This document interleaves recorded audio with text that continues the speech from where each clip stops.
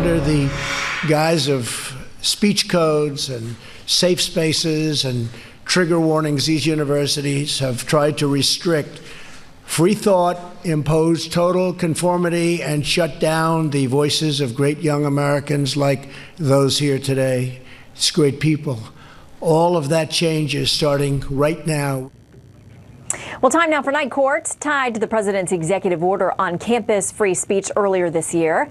A conservative nonprofit group is suing the University of Illinois over the school's bias response team.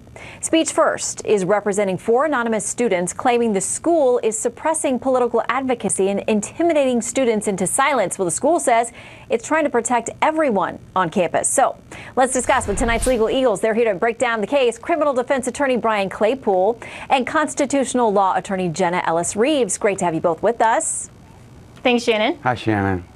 All right, I'm going to start with Exhibit A. This comes from the school itself, their bias-related incident definition. This is what they're about. They say bias-motivated incidents are actions or expressions that are motivated, at least in part, by prejudice against or hostility toward a person or group because of that person or group's actual or perceived, and they go through all the criteria: age, disability, sexual orientation, all of it.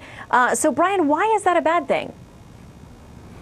Well, first of all, yeah, we have so many universities across the country that can't get their housekeeping together, such as preventing sexual assaults on campus, college admission scandals, fraternities out of control with drinking and deaths resulting from that. And we now have organizations set up and infrastructure set up to prohibit students from free speech. I mean, this is absolutely crazy. I mean, when is the last time somebody, for example, posted a comment about wanting to, I'll give you an example, that a group wanted to build that wall on campus, right? And they just wanted to build some blocks and talk about immigration. That's an example that was prohibited on campus at the University of Illinois. And that is done solely to advance a political agenda on campus. And that is in violation of the First Amendment.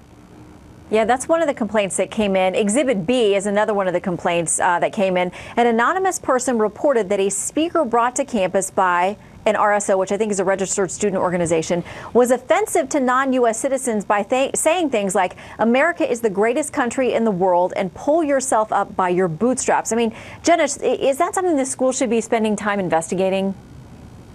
Well, you know, of course, students don't check their First Amendment rights at the doors of the university, but at the same time, this particular lawsuit appears to just be attention-getting. They haven't articulated any actual legal basis of infringement upon their rights. The students articulate that they feel uncomfortable expressing minority viewpoints such as being pro-Trump. Well, you know, I do that every day, and I've definitely gotten, attacked, and I've gotten a lot of the Twitter hate for expressing those views. That's just life. That doesn't mean that you can go out then and sue your university just because you feel uncomfortable expressing a certain viewpoint. They have to articulate a specific legal basis of how the university is actually quelling that speech. They failed to do so here. So while some lawsuits absolutely are merit-based and certainly students have First Amendment protections, I don't see this particular lawsuit having any merit just because the students feel uncomfortable and because the university has a task force that's going to investigate incidences. There has to be actual harm and an injury and an infringement inflicted. Okay, well, the school says this, Exhibit C, the University of Illinois is deeply committed to the core values of free speech and free expression and to the open exchange of competing ideas and perspectives. This lawsuit says that this bias response team is actually cracking down on the First Amendment rights of students of all viewpoints to be able to do that. So it's in federal court now. Brian and Jenna, you have made your arguments, and now we will watch the case as it proceeds, see how the school responds, and tonight, see how folks at home respond because they're the jury. Brian and Jenna, thank you both very much. Thank you, Shannon. Thanks, Shannon.